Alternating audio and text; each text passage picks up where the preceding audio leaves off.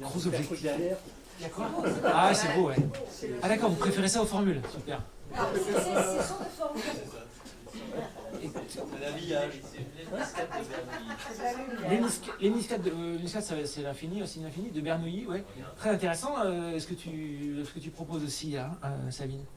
Effectivement, ça va dans tous les sens, un peu comme une formule, ça va dans tous les sens. Enfin, je préfère ne pas commenter, analyser ce que tu dis, de tout à fait poétique, tout à fait juste. On capte mieux qu'on ne pense quelquefois. Alors, on va se calmer. J'ai mangé un peu trop vite, je suis resté sur le rythme de mon repas. Bah tiens, en parlant de ça justement. Alors oui, Christine, tu devais me faire signe. Parce qu'effectivement, je disais tout à l'heure que de la vie, on peut apprendre finalement qu'à nager avant de sombrer. Et Christine, ici présente, a fait une chanson à l'époque, dans les années 60, qui dit, n'est-ce pas, il y a toujours des gens pour te dire quoi faire, ne les écoute pas, ils pataugent comme toi. N'est-ce pas, Christine? Tu pourrais me la faire d'ailleurs. Non, ne les écoute pas, ils pataugent comme toi, etc. Bon, écoutez quand même les philosophes parfois. Mais effectivement, on patauge tous, plus ou moins. Il faut repérer peut-être une manière de, voilà, ceux qui n'arrivent peut-être mieux, ou simplement les vagues, comprendre le système des vagues et des courants pour être en être moins victime. J'avais aussi un autre truc, une remarque. Je précise aussi que j'ai cité dans la phrase de Fernando qui en dit très long sur la suite, et j'aurais pu citer dans la première partie, je ne sais pas où elle est, mais des nombreux extraits, j'aurais voulu le faire si j'avais plus de temps, du livre de Clarisse, ici présente, qui a fait la présentation ici aussi, qui s'appelle Ressac, que je recommande vraiment. Écriture extrêmement forte, d'un sujet extrêmement fort lui-même. Elle est où, Clarisse? Là. Voilà. Et je ne l'ai pas fait, mais vraiment, j'ai toutes mes notes, j'ai toutes les pages où j'aurais pu abonder dans mon sens, si j'ose dire, sur le fait qu'on est on est obligé de se bouffer les uns les autres, etc. Sur le fait qu'on doit se reproduire, qu'on doit, on se accrocher à la vie comme à son rocher de Sisyphe. Bref, je vais faire court. Mais voilà, j'aurais pu dire que tout le monde dans cette maison ici a sa place dans ce que je dis, et j'en passe. Alors, ce qu'on mange n'est qu'encore que le maigre repas, ce qui nous alimente. Voilà, c'est fondamental. Bon, on peut revenir à diète éthique. Éthique, ça veut dire régime de vie, en fait, donc c'est un mot qui doublon, parce que diète, c'est un régime de vie, et éthique, ça veut dire habiter les choses. Donc, diététique, c'est, on va dire régime de vie, mais moi j'appelle ça plutôt régime de vivre, c'est-à-dire par quoi on décide de s'alimenter. Puisqu'en fait, on est influencé par tout ce qui nous traverse, et donc il faut choisir les bons aliments, entre guillemets, les bonnes vivres, pour devenir à peu près ce qu'on veut devenir, plutôt que de le vouloir par la force de la volonté, sans y arriver, en s'en voulant, et en voulant l'autre de ne pas y arriver non plus. Voilà, en un mot. J'ai tout dit. Alors, je descends pour avoir quoi comme formule. Voilà. Je conseille aussi, d'ailleurs, je recommande la chanson de Christine Pilzer, qui s'appelle donc Il patauge comme toi. Voilà, alors, avant de choisir les vivres, il faut d'abord reconnaître ce que j'appelle je ne sais pas pourquoi je l'ai pas mis en blanc, la pharmacologique. C'est-à-dire, c'est l'idée que tout est, comme on le sait depuis le début de la médecine, tout est poison et remède. Donc en soi, tout est poison-remède à la fois. Il faut vraiment comprendre ça pour, encore une fois, alléger le côté très lourdement moral qu'on peut avoir, et aussi dramatique. On dirait, non, finalement, j'y viens. Le soleil brille, brûle. Exemple d'une pharmacologie, c'est-à-dire que le soleil brille, on bronze, mais on brûle aussi. Il suffit que le soleil s'approche d'un peu, ou se recule d'un peu, on meurt. Le soleil nous donne la vie, nous brûle nos yeux aussi, etc. L'eau nous constitue, nous noie à la fois. Le sol nous nourrit, mais si on tombe dessus, d'assez haut, il nous tue. Donc tout est pharmacologique. Il faut vraiment le comprendre. Vraiment tout est pharmacologique, c'est-à-dire poison-remède à la fois. Et on peut, par exemple, cette formule que je trouve assez charmante, la ceinture alourdit le pantalon qu'elle soutient. On a tous quelqu'un qui vous soutient, finalement est un peu lourd. Il nous plombe à la fois en même temps qu'il nous soutient. Il soutient, mais on préférait mieux pas, mais en même temps il nous soutient quand même. Qualité qui fait défaut. On en connaît ça par exemple dans les couples, que ce soit qualité qui finit par faire défaut, ou alors qualité qui n'est pas là. Donc, c'est juste pour montrer l'exemple d'un truc qui marche dans les deux sens en fait. Qualité qui fait défaut, on l'entend comme on veut. Effectivement, qualité peut faire défaut, aussi bien elle n'est pas là. Voilà. Au sommet de la bim. Je la refais avec le bim. Donc, c'est vrai qu'on est au sommet, on connaît les gens, et d'un seul coup, tout s'effondre. On est au sommet de la bim. c'est mauvais, mais bon. Classique. Voilà, tout est là, donc, et voilà, notamment ce qui nous constitue. Voilà, tout est dit. On vieillit, etc., machin, donc on est programmé aussi bien pour se tuer quasiment, pour tuer, et pour tuer aussi, donc ce qui nous constitue. Tout est dedans. Alors, ensuite, voilà, là, alors je sais pas si vous connaissez ce que c'est l'entropie, on va y venir, mais d'un mot, l'entropie, l'étoile, c'est Thiol. L'entropie, c'est l'augmentation du désordre dans tout système physique, et donc tout part un peu en couille, pardon, c'est un peu plus prosaïque. Donc là, c'est joli, je transforme le mot étoile en étiole, ça veut quoi? Ça veut pas dire que c'est complètement nul, mais il y a un désordre qui se fait, ça crée autre chose. Donc d'un mot, l'entropie, disons, l'étoile, c'est Thiol. En inversant juste, en mettant du désordre, qui est un autre ordre, on va dire. Voilà, et ça c'est fondamental pour ce que j'appelle la pharmacologique. D'une pierre, deux coups, l'outil, l'arme. Voilà. Et là, j'explique ça depuis très longtemps, à savoir que je soupçonne que la première arme est arrivée tout simplement avec le premier instrument, le premier outil qu'on a utilisé, un caillou par exemple. Un caillou, on veut casser une noix, et puis d'un seul coup son voisin s'approche, et on utilise le même caillou pour fracasser la tête de l'autre parce qu'on veut manger sa noix. Donc l'outil se transforme en arme. Il suffit d'inverser les choses. Donc ça dépend de l'usage qu'on en fait, c'est bien connu. L'arme et l'outil, ça dépend de l'usage qu'on en fait, le dosage qu'on en fait. Donc là, je le dis d'une pierre deux coups. L'outil, l'arme, ça veut dire aussi que l'outil arme. L'arme. L'outil, l'arme. Vous voyez le truc ? Voilà, donc c'est encore une fois, c'est l'usage qu'on en fait. Et voilà, on dit souvent, oui, mais dans tout ce que tu dis, machin, mais alors on n'a qu'à disparaître. Le programme, la biologie, t'es pas attaché à ce que l'humanité survive. Je dis juste, modestement, les dinosaures nous ont fait de l'ombre, avant de nous faire de la place, puis de l'énergie. Ça paraît un petit peu nihiliste, mais ça l'est pas, c'est pour dire que au fond, il y a vraiment rien de grave. Ça paraît fou, mais si l'humanité disparaissait, ça ferait de la place et peut-être de l'énergie aux autres. Je dis l'énergie parce que c'est l'énergie fossile, bien sûr.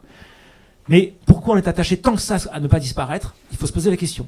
C'est totalement un impensé et surtout un engrenage, un programme. Donc dinosaures, finalement, c'est terrible pour eux. Ils ont tout complètement disparu, décimés, et puis ça... Donc voilà, en gravité, tout est relatif. Référence à Einstein, je pense que tout le monde l'a capté, ça. Einstein, enfin, la théorie de la relativité. Rien n'est jamais, toujours, tout devient. Là, je pourrais développer aussi, mais je vais aller vite, JC là-bas, au fond, m'a dit qu'il fallait que je précise que j'ouvrirai la discussion le plus vite possible. Je devais l'annoncer dès le départ, effectivement. Donc, je passe vite sur les formes. Hein ? C'était une invitation. Tout à fait. Élise, ici présente aussi, m'a dit, tu devrais moins les commenter, tes formules. On les comprend. D'accord. Apparemment, je prends mon public un peu pour un con, donc je vais... Tout blanc ou tout noir. Alors j'aime beaucoup celle-là. Tout blanc ou tout noir, et c'est gris pour voir. Pour voir mieux, pour voir la réalité, et c'est gris. Mais ça veut dire aussi et c'est gris. Ah pardon Élise, j'ai commenté. Mais et c'est gris pour voir. En fait la réalité c'est que c'est gris. Hein ? C'est pas du commentaire, c'est de l'exégèse. Voilà, on sent qu'on est une lettrée. D'ailleurs, alors voilà. Je conseille aussi, parce qu'on en a dit beaucoup de bien, le livre de Sophie Képès ici présente qui s'appelle... Ouais, mais on m'a dit... Non, mais attends, qui s'appelle Désappartenir. Psychologie de la création littéraire. C'est un très joli livre à lire, qui est parler des livres qu'on n'a pas lus aussi. Exactement, elle est sur Minuit. Elle, c'est aux éditions Maurice Nadeau, comme le livre de Clarisse, Ressac au pluriel, et Désappartenir. Attends, je dis pas ça, tout à fait. Comment on devient un génie en étant simplement maltraité dans son enfance, déjà. J'ai résumé. Voilà, n'en vouloir qu'à la vie, c'est-à-dire à personne. Ça, c'est fondamental. C'est-à-dire que quelqu'un nous fait du mal, etc. Il faut bien comprendre qu'il n'est qu'un agent de la vie, qu'il n'est qu'encore une fois comme nous, à essayer de rendre le monde le plus confortable et à essayer de survivre et se survivre. Donc, c'est pas à cette personne-là qu'il faut en vouloir, parce qu'elle fait ce qu'elle peut, c'est simplement à la vie, c'est-à-dire à personne, parce que comment vouloir à la vie, ça veut rien dire. Donc, n'en vouloir qu'à la vie, c'est-à-dire à personne. Ça, je vous assure, au quotidien, ça aide vraiment. De prendre quelqu'un comme, je sais pas, on reçoit un caillou qui tombe, on peut pas lui faire un procès. En revanche, si c'est une voiture, on est prêt à lui faire un procès parce qu'on se dit il y a une volonté derrière, il y a quelqu'un, donc lui on peut lui faire un procès. Comme quand on veut changer quelqu'un, on se dit il a une psychologie, je veux pouvoir lui parler, il va changer, mais il change pas. On se dit mais il est trop con quoi, il ne veut pas changer. Alors qu'une pierre, on se fait pas ça. Un cheval, comme je le dis souvent, un cheval on peut bien s'entendre avec lui. C'est une question d'intelligence, vous voyez, une intelligence comme je l'entends, de façon neutre. Un cheval, on peut attendre beaucoup de lui pour la promenade, mais rien pour la vaisselle. Il en a rien à foutre, il a des sabots, etc. On peut toujours lui expliquer que c'est mieux quand l'assiette est propre, il s'en fout. Faut voir les gens de la même façon. S'ils n'entendent pas, s'ils ne comprennent pas ce qu'on dit, c'est qu'ils sont un peu cheval sur le coup. C'est pas dans leur carte du monde, comme dirait ma sœur. C'est pas la même carte du monde. Donc, pareil, quand il s'agit de juger quelqu'un, toi juge bien que je ne suis pas toi. C'est très important. Pas le même corps, pas la même vie, pas la même, je dis, fruit de ses aïeux, produit de son environnement, quoi de plus. On n'a rien de tout ça en commun. Donc comment on peut me permettre de juger? Je suis une réaction entre mon système génétique, mon patrimoine génétique et l'environnement. Comment veux-tu me juger? Donc toi juge bien, si tu veux, mais que je ne suis pas toi. Voilà, et donc neutraliser tout ça. Le nœud troue le nœud. Nœud, on pense à la névrose. D'ailleurs, je le dis dans une formule, la névrose, nounou. Nounou qui s'occupe de nous, mais elle nounou, et en même temps, elle infantilise, bref. Le nœud troue le nœud. Le nœud troue le nœud. Voilà. Si on veut dénouer ou trouer un nœud en nous ou ailleurs, viser le neutre. Parce que toutes les raisons sont là pour que ça en devienne neutre. Tendre à se détendre. En descendant. Voilà. Pour s'en tirer mieux, tirer son épingle du je. L'ego, quoi. Tout à l'heure, on parlait des. Fernand doit commencer en parlant d'ego. Donc, tirer son épingle, effectivement, ça fait mal, tout ça, mais son épingle du jeu, quand ça fait mal au jeu, s'en tirer mieux, tirer cette épingle-là. Revivre après tout, ça nous passera. Ce que je veux dire par là, c'est que même là-dessus, il faut un peu débrayer et être moins attaché à son. Voilà. Je le dis en tout cas pour moi, attaché à vivre moins qu'à sa joie. Voilà. Quand la vie il n'y a plus vraiment de joie de vivre, bref, mais je veux pas, j'incite personne. Voilà. Cette phrase-là me touche beaucoup. Si je devais en garder qu'une, ce serait celle-là, en parlant en tout cas pour ce qui me concerne. J'ai quoi? Été. J'aurais quoi? Été. C'est-à-dire que, comme je dis dans une autre formule,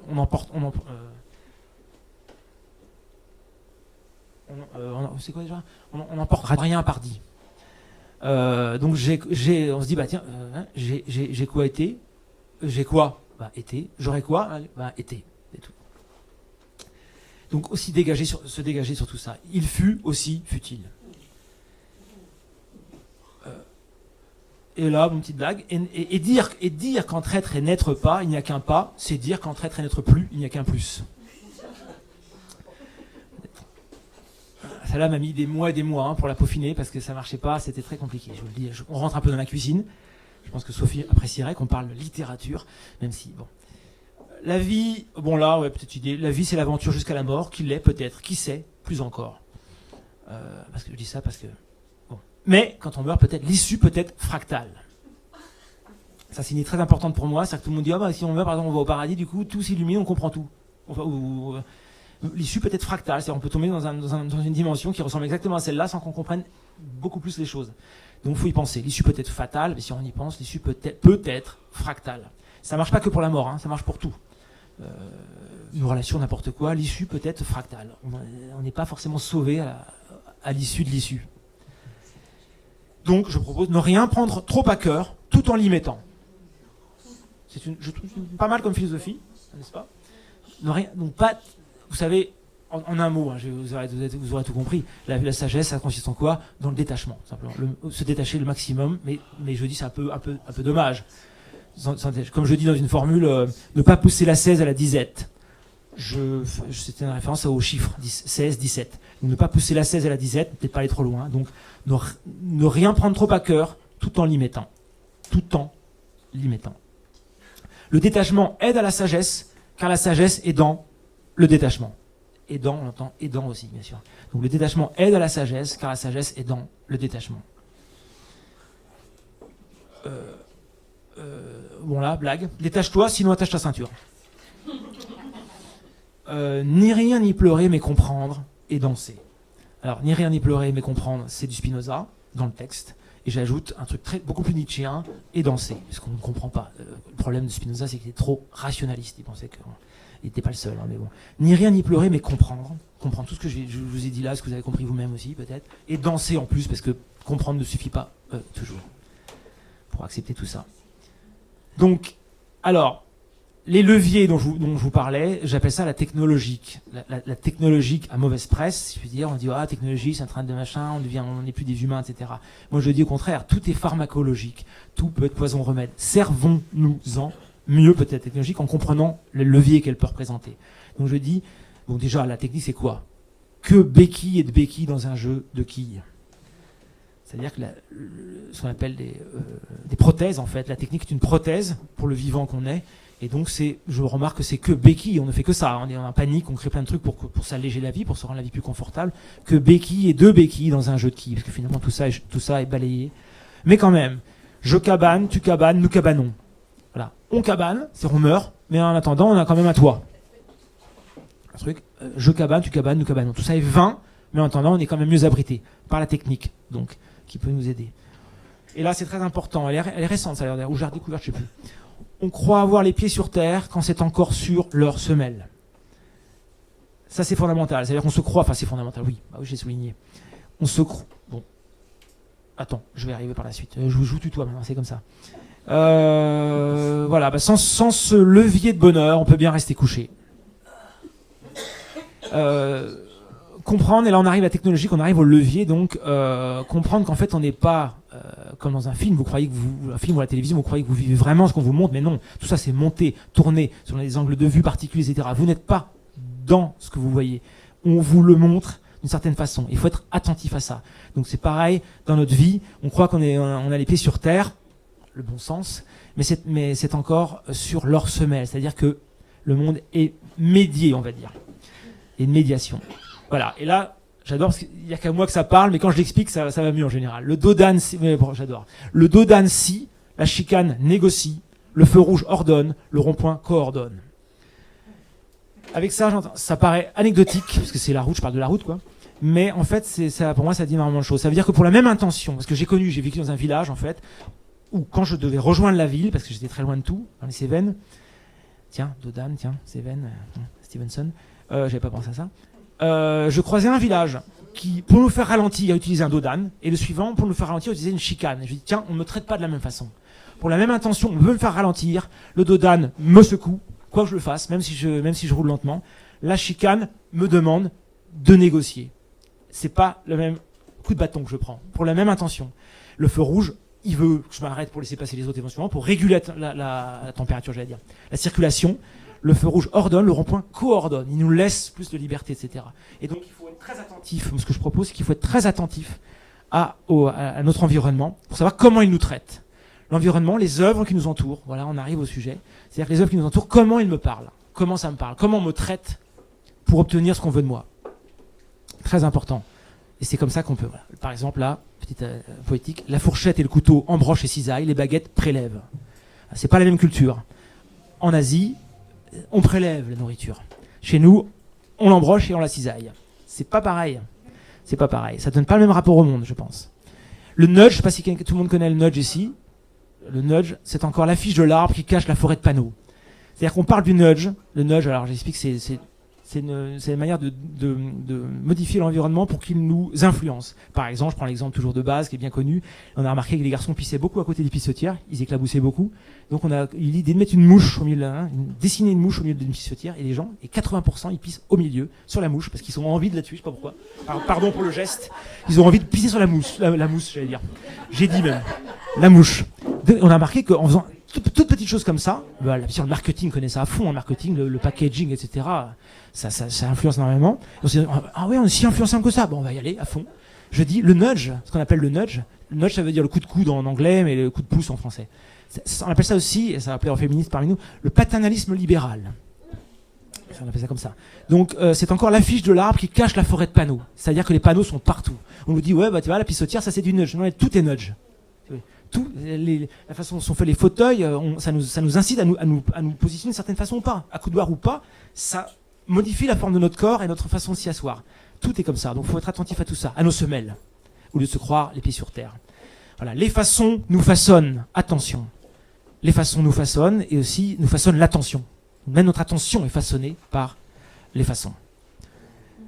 Un dispositif nous dispose, disposons-en. Voilà le levier que je propose, c'est-à-dire comme on est entièrement très malléable par tout ce qui nous entoure, eh ben, créons nos propres dispositifs pour qu'ils nous modèlent, pour qu'ils nous manipulent comme on l'entend. Donc un dispositif nous disposons-en.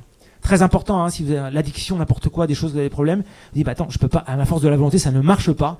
Créons un dispositif qui marche, qui peut marcher, qui me sert de volonté à la place. Je prends toujours l'exemple, attendez, j'ai peut-être la suite, ouais non, je prends cet exemple-là, voilà, vous avez la volonté de vous lever le matin à 7h du matin, et vous ne l'aurez pas à 7h du matin, parce que vous dormirez. Donc vous confiez cette volonté à un radio-réveil. Un réveil, tout simplement.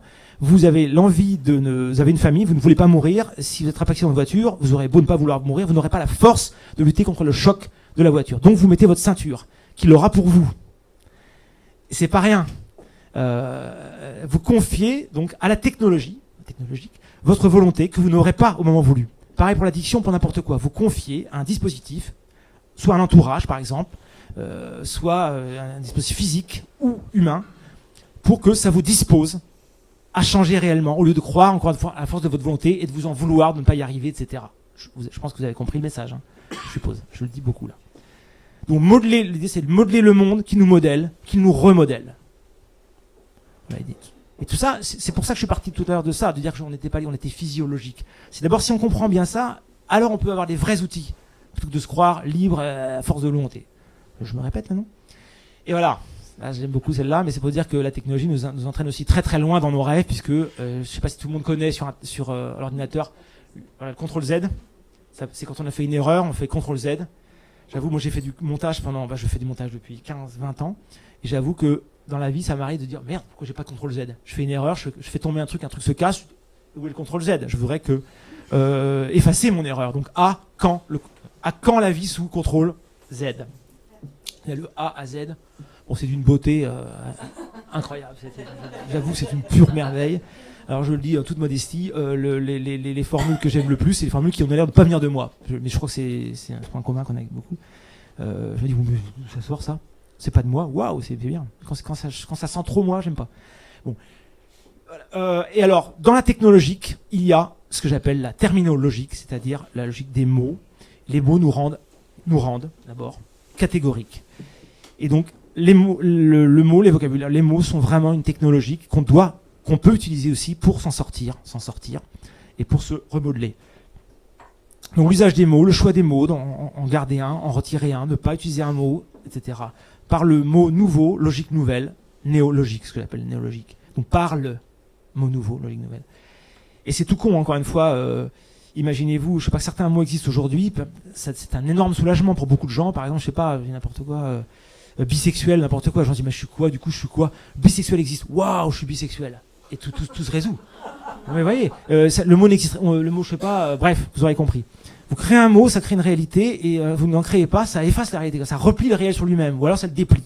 Donc c'est vraiment une force considérable, c'est un levier considérable. Donc voilà, un autre mot, c'est un autre délire. Voilà, on délire le monde différemment avec un autre mot. Donc il faut utiliser ça, je propose. Et notamment la littérature dans la vie. La littérature dans la vie nous fait aussi rature et lit. On rature et on fait le lit d'autre chose en lisant les mots. Donc, et là, moi, je propose beaucoup, on les a pas vus tout à l'heure, mais je parle très vite, des mots-clés contre les mots-clés. Bon, ça se comprend pas à l'oral, mes formules sont faites pour l'oral, là, ça marche moyen. Alors, parmi les concepts que je propose, c'est le post-sexuel. C'est bien connu, tout le monde me dit, alors, Karl, ouais, c'est le post-sexuel. Hein. Alors, c'est quoi, raconte-moi ce que c'est post-sexuel. C'est pas un mot que j'ai créé, d'ailleurs, c'est un mot que j'ai repris, pour le coup. Mais un néologisme, on va dire, une néologique. Alors, le post-sexuel, déjà pourquoi post-sexuel? Parce qu'entre nous, le cul fout la merde. Le cul fout, vous enlevez le T aussi, le cul fout la merde. Le sexe rend si vite con, parent, couille. Effectivement. Parent, voilà, couille. Donc moi, ce que je propose, c'est de défier la gravitation sexuelle, sinon sa gravité. J'essaie de faire vite parce qu'on m'a dit qu'on interactif le plus vite possible. Défier la gravitation sexuelle, sinon sa gravité, je vais m'arrêter que si on comprend pas, d'accord? Comme ça, je vais faire plaisir à Élise. Je ne commande pas. Gravitation sexuelle, sinon sa gravité. Ouais, il y aura beaucoup de choses à dire malheureusement là, mais bon. Faire du sexe en amuse-bouche, c'est pas tout un plat. Non, d'ailleurs, je sais pas pourquoi elle devait pas apparaître celle-là d'ailleurs. C'était celle-là qui devait apparaître. D'un amuse-bouche, ne pas faire tout un plat. Ça marche pour plein d'autres choses. Du sexe, s'en foutre. se détacher, alors voilà, ça c'est important, bien sûr, c'est pour les garçons, mais ça marche pour tout le monde, se détacher de sa queue, même un reptile le peut. On dit souvent le cerveau reptilien, oui, mais on voit bien qu'un lézard peut se détacher de sa queue, pourquoi pas nous? Donc, à elle d'être moins con, à eux d'être moins couillon. À eux, vous mettez O-E-U-F-S, etc. Donc, ce que je propose, c'est que du moteur sexuel, débrayer, changer de rapport. Voilà. Être moins... Et encore une fois, quand on comprend ce que je dis, c'est-à-dire le programme, etc., la biologie, tout ça, c'est pour reproduire, perpétuer une espèce. Calmons-nous, du coup, calmons-nous. Bref, déjouer l'enjeu sexuel par le jeu mutuel. C'est très important, le mutuel. Pendant des années, je l'avais pas. Je cherchais, je me disais, bah oui, mais on peut en abuser, déjouer l'enjeu sexuel par le jeu. Ouais, mais il faut que tout le monde soit d'accord. Donc, par le jeu mutuel. Non, excusez-moi, on a un dispositif qui est le bus. Aïe. Et c'est le dernier. Ah. Eh ben C'est alors, le carasse. ils sont raides, hein, ces dispositifs. Je connais bien ça, moi. Merci infiniment. Merci à vous d'être venus. Bien. Et on se reparle par écrit. À une prochaine, volontiers. Merci à vous.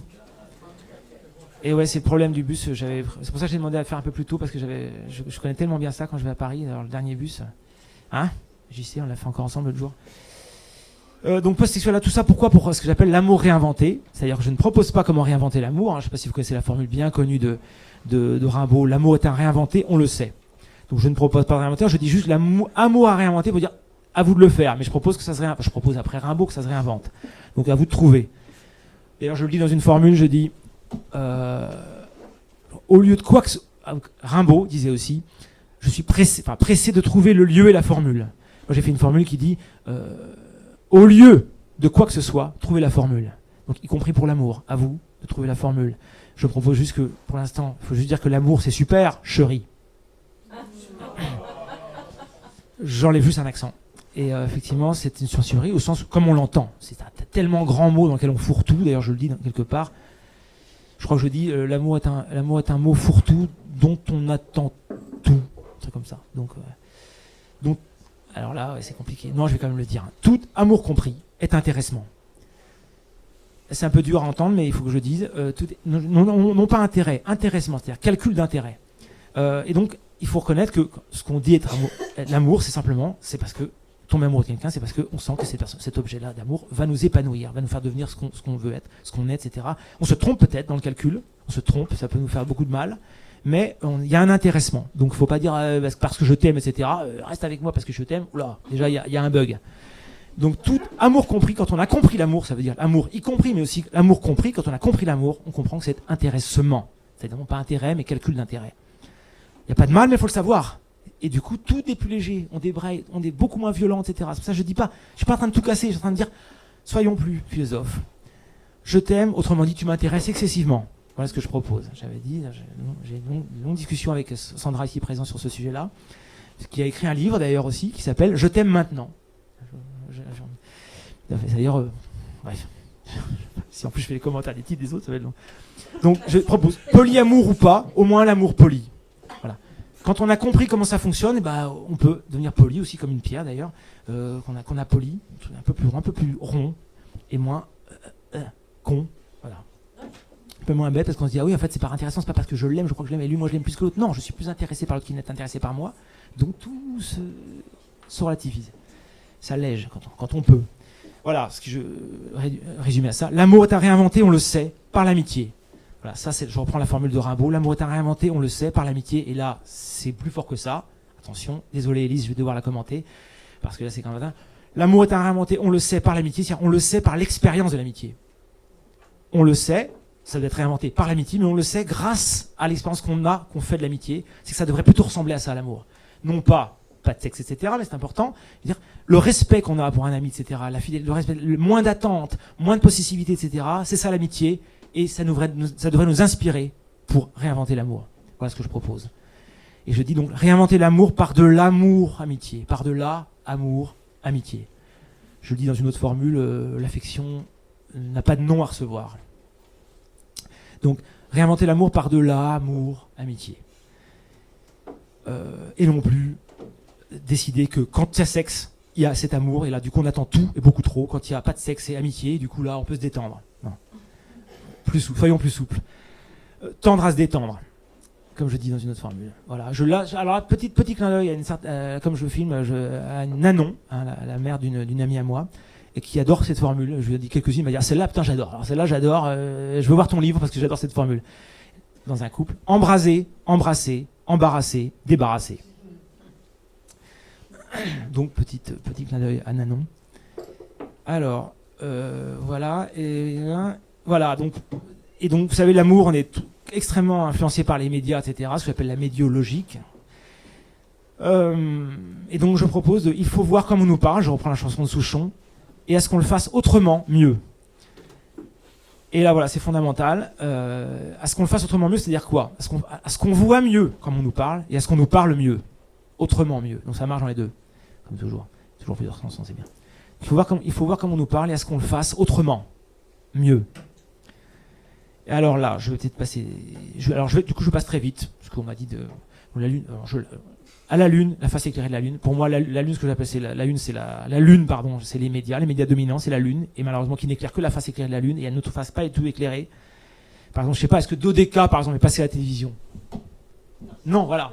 Donc on connaît moins que des groupes tout à fait merdiques que n'est pas. Je parle d'un groupe formidable, 12 musiciens ici près, dont les deux principaux sont là ce soir.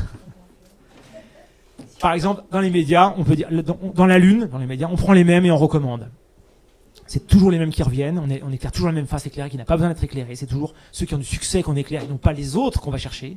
Donc là, je dis cette formule, ainsi font-ils la publicité du plébiscité, courir après ce qui ne fait que marcher. Marcher aussi au sens de marché économique. À nous la grande vie, Trine. Ça, celle-là, on a déjà passé. Ce qui se diffuse en nous infuse. Je vais très vite pour rien. Ah voilà, là c'est très important. Bouche bée devant le bébé, gobe l'eau du bain. Ah bah c'est super cette star machin. Et on gobe l'eau du bain, c'est-à-dire qu'il faut faire attention à ce qui passe, dans ce qui se passe. Voilà, dans ce qui se passe, attention à ce qui passe. Donc à ne pas être assez attentif. Là, voilà, la morale défend, l'éthique incarne du politique. Ça c'est très important dans les films, dans tout ce que vous voyez chez les gens. Il y a ce qu'on défend, les valeurs qu'on défend et les valeurs qu'on incarne. Ce ne sont pas les mêmes. Tout à l'heure, je disais, il y a le motif et le mobile, c'est pas les mêmes. Enfin, ne pas prendre le mobile pour le moteur.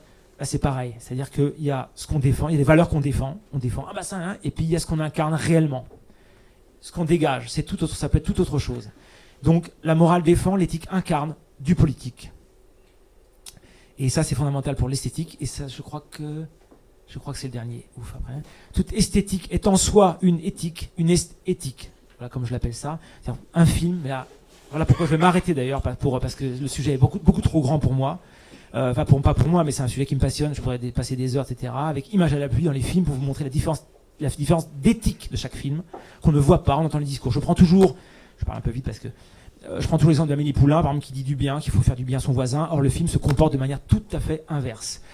C'est un film qui est autoritaire, qui est dur, qui ne s'ouvre absolument pas à l'autre, etc., qui est fermé sur lui-même, il y a un faux contact, qui est fermé sur lui-même, etc. Et or, les gens entendent, nous tous, moi peut-être un peu moins, entendent le discours, mais il y a le comportement du film. Or, ce comportement, comme je vous dis, comme on est déterminé par les semelles, par tout ce qui nous traverse, par tout ce qui nous alimente, le film nous dégage des valeurs qui sont tout à fait autres et contraires aux propos qu'il a. Donc soyons attentifs à ça. Pardon pour taper sur Amélie Poulain, tous les films marchent. Je pourrais dire ça de tous les films, je peux les analyser comme ça. Donc l'éthique, ce que quelqu'un dégage, je propose de le voir comme un comportement, un film. Alors voilà, le regard d'un film entraîne le nôtre, et ça nous regarde. Parce que entraîner au sens aussi d'exercer. Le regard d'un film dans lequel on est plongé dans le regard d'un film, il nous fait vivre le monde d'une certaine manière, et nous qui nous entraîne à ça. Je rentrerai pas dans le détail, mais un film qui est tendu sur un but, sur un scénario bien précis, pas d'ouverture dans les plans, etc. Tout doit se faire comme c'est prévu. La technique est centrale, et l'humain doit se régler sur la technique. Alors il y a des films qui s'y font le contraire, qui règlent la technique sur l'humain. Je pourrais vous dire plein de noms comme ça. Bien sûr, mes cinéastes préférés qui règlent comme je vous l'ai dit. Il y en a d'autres qui font tout le contraire. Amélie Poulain, la caméra tourne, on sent qu'elle doit jouer en fonction de la caméra. Et dans d'autres films, c'est tout l'inverse. La caméra saisit une situation qui a l'air de se faire toute seule. C'est tout à fait différent. Ça dégage pas toute la même chose dans la vie. Et ne nous apprend pas à vivre de la même façon. L'acteur central d'un film, ce film lui-même. Regardez le film comme l'acteur principal du film. Comment il se comporte, pour le dire simplement. Le détail est de taille. Souvent. Ça, j'ai déjà dit. Et donc, je dois aller vraiment très vite. Voilà, bon, le cinéma qu'on connaît. L'industrie du rêve, vendu, rêve industriel. Pas s'étonner. On dira la bouffe industrielle. Oui, mais regardez aussi les rêves qu'on vous donne, qu'on vous vend. Ce sont des rêves industriels comme la bouffe que vous critiquez quand vous la critiquez. Et on rêve industriel, tout simplement. Ce spectacle nous emmerde, plein la vue. Il y a des coffres qui manquent de réserve. Ça, par exemple, je dis ça par exemple pour Lara Fabian. Pardon, mais il y a des coffres qui manquent de réserve. Voilà. C'est pas le tout d'avoir un coffre. Faut peut-être un petit peu mettre de la pédale. Pas en faire trop. On peut, ok, on a compris que tu pouvais gueuler, mais un peu plus de réserve. Ça marche aussi dans plein d'autres sens. Je fais pas de détails. C'est le coffre. Dans la Lune, on prend les mêmes et on recommande. C'est le même principe. La Lune, pourquoi c'est que ça fout là d'ailleurs? Ça n'a rien à foutre là. Ça. Ouais. Voilà, on croit que les films sont articulés de la même façon. Après tout, c'est un montage. Mais non. On se dit genou, cheville, poignet, ces articulations, non. Regardez bien la différence. Le genou n'a pas souplesse de la cheville qui n'a pas celle du poignet. Donc, on se dit, c'est des articulations, tout ça. Il y a des petites nuances. Et c'est pas rien. Certains films, certaines éthiques sont plus souples que d'autres. Et ne donnent pas même rapport au monde, n'entraînent pas notre rapport au monde de la même façon. Comme je le dis. Voilà. Et voilà. Et on en termine avant de vous donner la parole, donc. Non. Si, voilà. C'est que des rappels. On croit avoir les pieds sur terre, alors que quand c'est sur l'heure, au sens de l'heure aussi, c'est l'heure, se mêle. Alors ça, c'est important. Je me souviens que Fabien, ici présent, m'a bien aimé cette formule et je le comprends, parce que c'est une de mes formules les plus importantes. Parce que j'ai fait la critique devant vous de la liberté, ce que j'appelle la liberté psychologique. Or, il y a deux formes de liberté. Enfin, les Anglais ont deux mots, d'ailleurs, freedom pardon pour l'accent, freedom et liberty. Nous, on a comme pour l'amour, on a un grand mot pour plein de choses, amour filial, l'amour amoureux, etc. Donc, il faut le discernement. Le discernement, c'est ce qui est le plus important. Et, je disais quoi? La liberté, voilà. Liberté, je critique la liberté au sens psychologique, on n'est pas, par contre, je défends la liberté au sens politique. En Iran, comme je dis souvent, en Iran, on est moins libre qu'en France. Ça, c'est incontestable, je crois. Donc, certes, je critique la liberté au sens psychologique, pour en faire quelque chose de mieux, mais il existe une liberté politique, et notamment ces dispositifs. Cette salle, l'allée qui est ici, nous permet de mieux circuler. Il n'y aurait pas d'allée, on serait moins libre, tout simplement. Donc je dis, la liberté œuvre sans auteur, mais a ses artisans. Voilà. Elle œuvre, c'est le verbe, mais aussi c'est une œuvre, donc elle fait sans auteur. Elle est sans auteur, personne n'est auteur de la liberté, par contre elle a des artisans, les artistes, les choses, les dispositifs, les politiques, etc. Créent des dispositifs qui nous rendent, qui cultivent, c'est très important le mot, cultiver comme des légumes, parce qu'on n'est pas beaucoup plus que ça, donc cultivent plus ou moins dans le sens de la liberté, de l'émancipation, voilà. Et il faut faire attention à ces formes-là. Il y en a qui nous cultivent dans le sens de l'émancipation, de la liberté, la libération, on va dire, parce qu'on n'est jamais libre, et puis d'autres qui nous font l'inverse, voilà. Le dos d'âne, la chicane, bref, vous repensez à tout ça. Donc, ce que je propose, c'est de cultiver une seconde nature de qualité sur une première par défaut. Voilà, on a une nature qui est un peu fautive, qui n'est pas terrible. Il s'agit de cultiver, le mot vraiment important, cultiver, donc par la culture, une seconde nature de qualité sur une première par défaut. Et ça marche aussi pour la nature qui nous entoure. C'est à nous, là on pensée écologique, c'est à nous, ou écologistes, de cultiver une seconde nature de qualité sur une première qu'on a traitée par défaut, qu'on a eue par défaut. Et voilà, le but c'est de devenir ensemble philosophe, avec un S entre parenthèses pour dire que on est devenir ensemble chacun philosophe, mais aussi devenir un ensemble qui soit philosophe. Donc tout le monde a le droit de ne pas être parfaitement philosophe, ce serait intéressant que notre ensemble politique soit philosophe, c'est-à-dire ami de la sagesse. Voilà, et on revient sur la première, je raccourcis beaucoup. Je voulais dire, est-ce qu'on a le temps du coup, je vais finir sur un truc. Avant que vous me parliez, qu'on parle de tout ça, éventuellement, si vous voulez bien, j'ai abrégé, ça va vous faire rire, mais j'ai abrégé ma conférence de au moins un bon tiers. Hein? 3, ouais, à peu près, ouais. Bah, je pourrais en fait, je pourrais en faire une deuxième et une troisième sur les sujets qui manquent, notamment se ménager soi-même, sur le cinéma, sur tout ça, sur la simple. Je passe. Tout à fait à venir, espérons.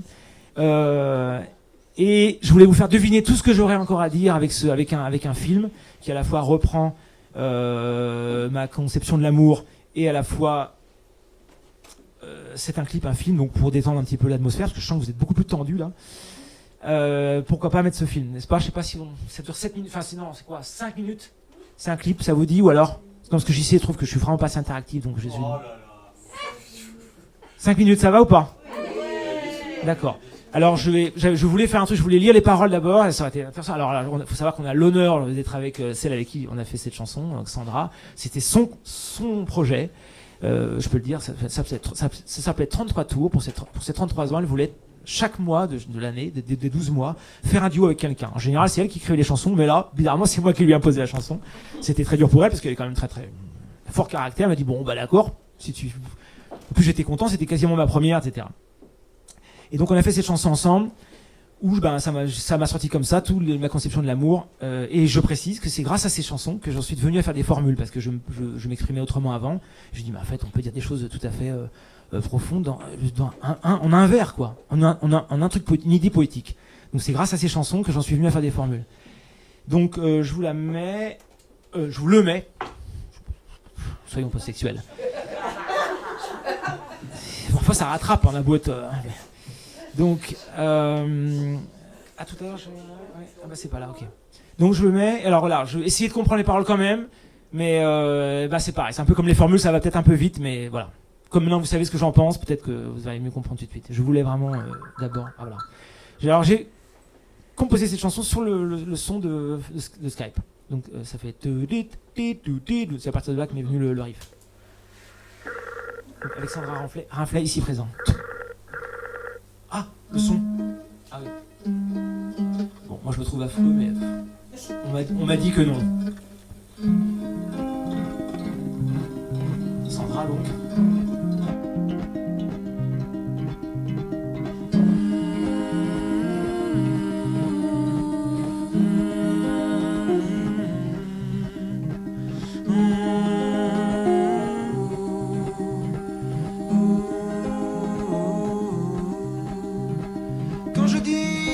L'amour est lâche, qui ne retient que soi, que l'intérêt qui nous y attache, est-ce que tu me crois?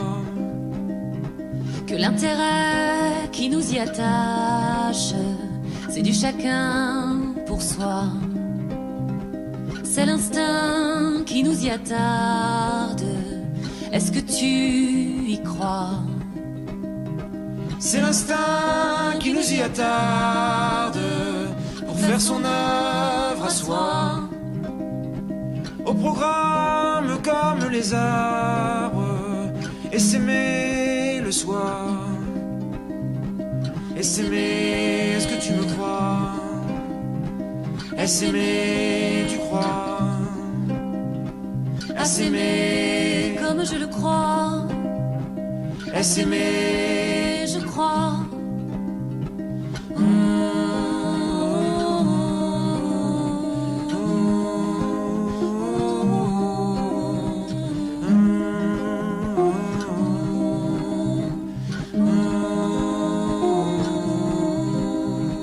Quand je dis que l'amour est vache, qu'il ne renvoie qu'à soi, que celui-celle dont tu t'amouraches, est-ce que tu me crois?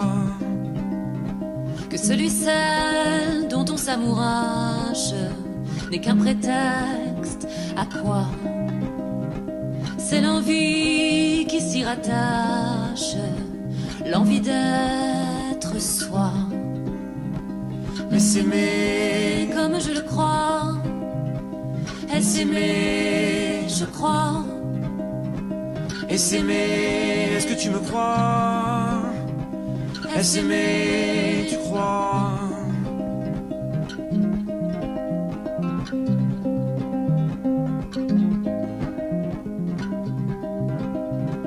C'est l'envie de devenir toi qui se sert de moi. C'est l'envie de devenir moi qui se sert de toi. C'est l'envie de devenir toi qui se sert de moi. C'est l'envie de devenir moi qui se sert de toi. C'est la nature qui nous y emploie pour assurer sa loi, son programme qui nous y acharne malgré sa mauvaise foi. À chaque fois, il nous en affame. Oh, mais qu'est-ce que tu crois? Mais chaque fois que l'on s'y attable, est-ce que c'est pas une joie? C'est la vie qui nous en affame et nous y voilà. Mais ces instants qui nous y attachent, est-ce que tu y crois? Ces instants que l'on en détache, est-ce que tu y crois?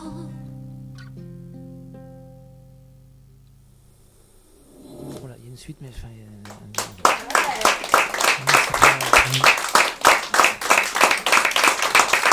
Voilà. Bien, merci. Évidemment, je remercie tout le monde, mais enfin d'abord à vous. Alors maintenant, voilà, vous avez peut-être noté des choses, si vous voulez qu'on discute de certaines choses. Ou si vous voulez prendre votre bus, je sais pas. Oui, non, voilà, je disais pas n'importe. Enfin, oui. Peut-être vous pouvez deviner pourquoi je vous ai mis ça là. C'est que ça ouvre à une éventuelle prochaine conférence. C'est que je défends ce qu'on appelle l'amatora. Et c'est que non seulement il faut bien utiliser les choses qui sont autour de nous pour comme des leviers, mais aussi peut-être les faire soi-même, sans attendre des choses. Et du coup, comprendre qu'on a les choses sous la main, qu'on a les choses sous le pied, qu'on peut les faire soi-même, qu'en faisant soi-même, non seulement on se fait plaisir, on fait des choses avec les gens qui nous entourent, avec ce qu'on a sous la main, les proximités des gens, etc. Et on devient plus critique sur les valeurs qu'on nous impose, sur les choses qu'on nous impose. Parce qu'en faisant les choses, on se dit, ah oui, on voit ce qui est dur ou pas difficile. On recrée un autre panthéon, si vous voulez, que celui qu'on nous impose. On se dit, ah oui, d'accord, un film, c'est comme ça qu'on fait un film. Avec Sandra, on a fait, celle qui a fait le montage, mais j'en fais aussi, mais on fait le montage, ah oui, d'accord, c'est comme ça. Donc on regarde le film différemment. Et on se laisse moins, vendre les choses. On dit, bah voilà, ça c'est bon, prenez-le. Non, non, je fais par moi-même et je vais voir. Je le dis dans... voilà. Attendez, voilà, je le dis comme ça. La main à la pâte peut y trouver son pied, et quoi qu'il en soit, des ficelles. Voilà, l'amateur a l'avantage de sa connaissance empirique dans un empire, c'est référence à Spinoza. Et la main à la pâte touche du doigt ce qui est de la tarte ou pas. Voilà. Et par exemple, voilà, certains de nos, alors là, il y a un problème. Certains grands ne le sont que d'être des aînés. Voilà, on dit, ça c'est des grands, etc. Ah oui, mais si vous mettez à l'écriture, vous verrez qui vraiment vous pouvez respecter en tant qu'écrivain. Par exemple, Sophie, qui a ses grands écrivains fétiches. Et sans ça, vous êtes obligé d'admettre qu'ils sont bons parce qu'à l'école, on vous a dit qu'ils étaient grands. Voilà. Et ainsi de suite pour tout. Donc, ça vous donne une autonomie, voilà, une autonomie à la fois pratique et critique d'être dans l'amatora. Et j'aurais plein d'autres choses à dire, bien sûr. Mais voilà, je m'arrête là aujourd'hui. Et maintenant, c'est à vous.